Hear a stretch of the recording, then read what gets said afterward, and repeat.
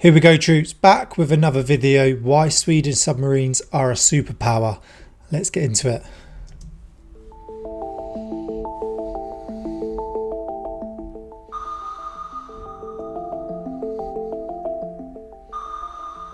Deep beneath the surface of the world's oceans, Sweden's submarines possess incredible capabilities that have long been shrouded in mystery. These silent predators of the deep have garnered a reputation for audacious feats and technological prowess that leaves the maritime world astounded. Very interested to hear what it's got to say then, because I know the British and the US have some insane submarines, okay? Some of the best in the world. So let's see why Sweden's are so much better. From sinking a US Navy aircraft carrier to skillfully eluding sophisticated anti-submarine defenses, Sweden's submarines have proven their mettle time and again. Sunken a US Navy aircraft carrier? When? With Sweden's recent entry into NATO, these submarines are poised to become a true game changer for the alliance's defense strategy. Their unmatched capabilities raise an important question. How do these silent predators of depth enhance and strengthen NATO's overall capabilities? Join us as we embark on a journey into the captivating world of Sweden's submarine fleet. How a submarine from Sweden sunk a US Navy aircraft carrier. That's what I want to know. When did it do this? In the vast expanse of the Pacific Ocean, a groundbreaking naval exercise unfolded that sent shockwaves through the maritime world. It was the year 2005, and amidst the crashing waves and salty breeze, when a small Swedish diesel submarine, the HMS Gotland, made headlines by sinking one of the most advanced warships in the world, a US nuclear-powered aircraft carrier. This audacious feat showcased the unimaginable capabilities of Sweden's submarine fleet. Could a small Swedish diesel submarine really have the audacity to sink one of the most advanced warships in the world? A US nuclear-powered aircraft carrier. That's what gets me as well, is this one's a diesel-powered.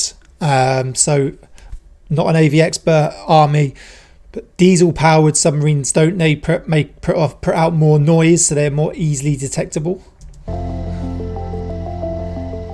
During the anti-submarine warfare exercise, the HMS Gotland, on loan to the US Navy, embarked on a mission to test the effectiveness of anti-submarine technology, tactics, and doctrine against a formidable foe.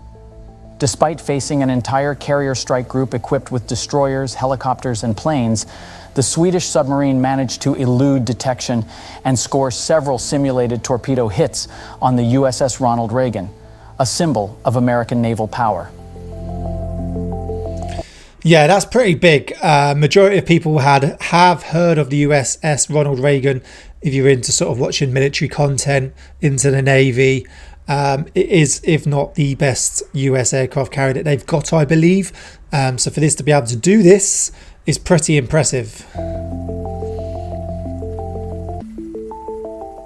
In an extraordinary display of stealth and cunning, the HMS Gotland skillfully weaved its way through the labyrinthine depths of the ocean, eluding the clutches of its pursuers.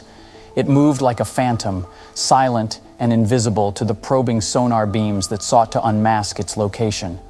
The American sailors, confident in their technology and training, could not fathom the audacity of their adversary. Then, with calculated precision, the HMS Gotland struck. Torpedo after torpedo, it unleashed a barrage of simulated attacks on the mighty USS Ronald Reagan.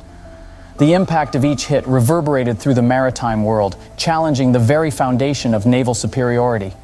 The stunned onlookers from Washington, D.C. to Moscow and Beijing held their breath, realizing the implications of this unexpected triumph.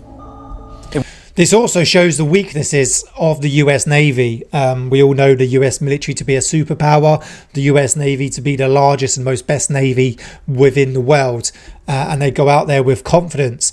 This obviously knocks them massively, because then this shows the rest of the world, actually, they are beatable, they're not untouchable. It was a moment of awakening, a revelation that shattered long-held beliefs. If a small diesel-powered sub, Its price tag, merely a fraction of the cost of a single fighter jet aboard the carrier, could sink a multi-billion-dollar symbol of American naval supremacy. What chance would the U.S. Navy have in the face of its adversaries in a real conflict? That's the question. Questions hung heavy in the air, uncertainty fueled by the audacity of this audacious display.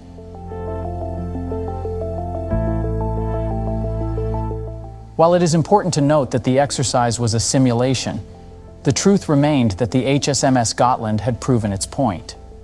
The HSMS Gotland's success raised concerns among U.S. officials in Washington as it highlighted potential vulnerabilities in the nation's anti-submarine defenses. Which then let the rest of the world know this. The realization that a relatively inexpensive diesel-powered sub could achieve such a feat against a multi-billion-dollar supercarrier emphasized the need for improved preparedness in the face of evolving threats. From that day forward, the HSMS Gotland's story would echo through the ages, a reminder that sometimes, in the vastness of the seas, it is the underdog that holds the power to send shockwaves through the maritime world. And this is why you can't become too confident sometimes. Yes, you may have the biggest budget. Yes, you may have an amount of numbers unfathomable, insanely more numbers than anyone else. But doesn't always mean that you are going to win. You're bigger, you're better. Doesn't always mean that.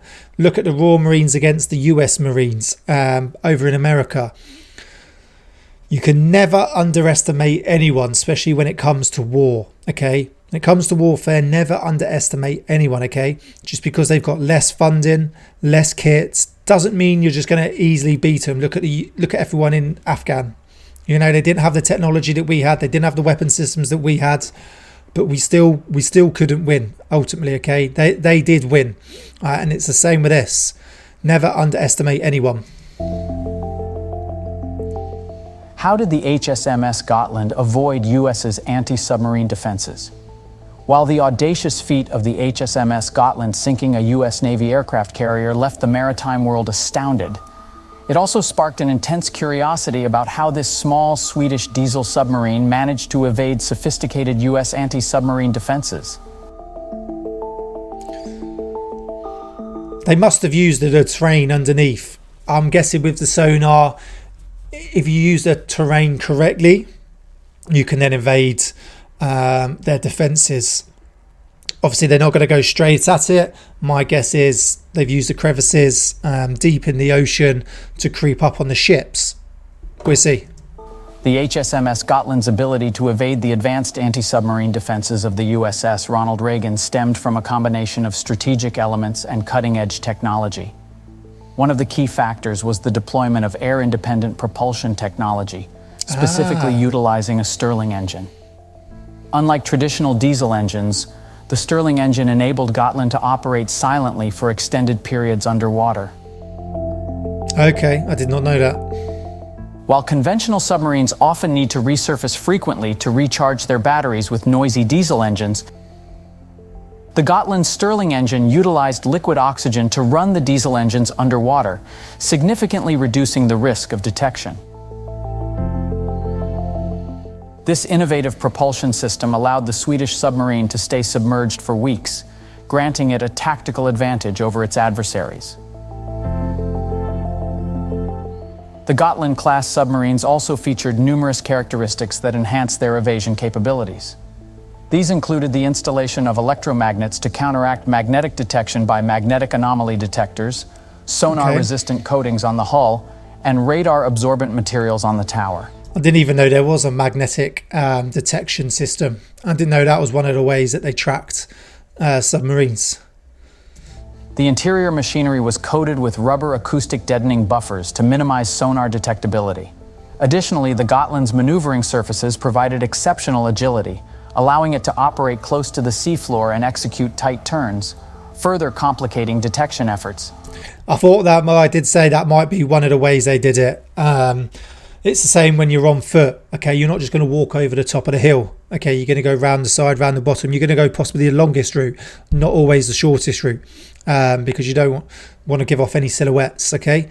So it's the same when you're in a submarine. You're not just going to go in open water. You're going to go nice and deep and use the terrain.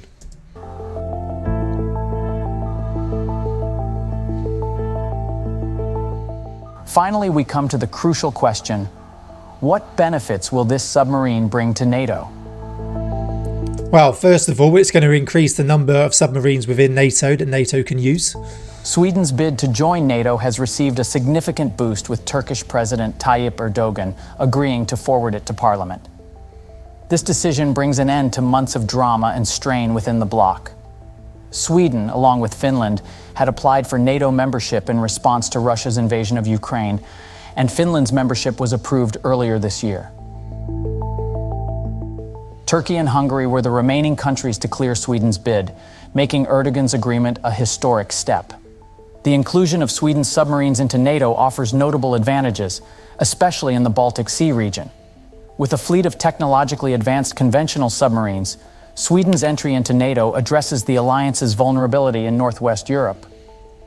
And what it also provides as well is there's no one better than, say, Sweden, Norway, Finland, that know the Baltic Sea better than anyone. So they train in it. They know the areas, okay? They know where best to maneuver. So instead of having to bring in US, UK submarines into that area, if anything kicks off, you can deploy the Swedish submarines. They're going to know the area. They know the best way to maneuver around. And as you can see, these submarines have got the agility and ability to do that.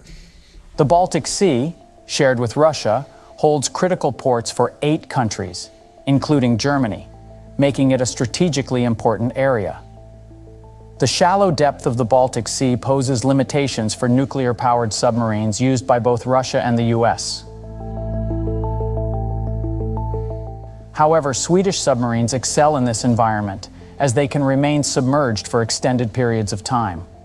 Unlike most conventional submarines that require resurfacing to recharge batteries with diesel engines, Swedish submarines are equipped with onboard liquid oxygen, enabling them to run their engines underwater.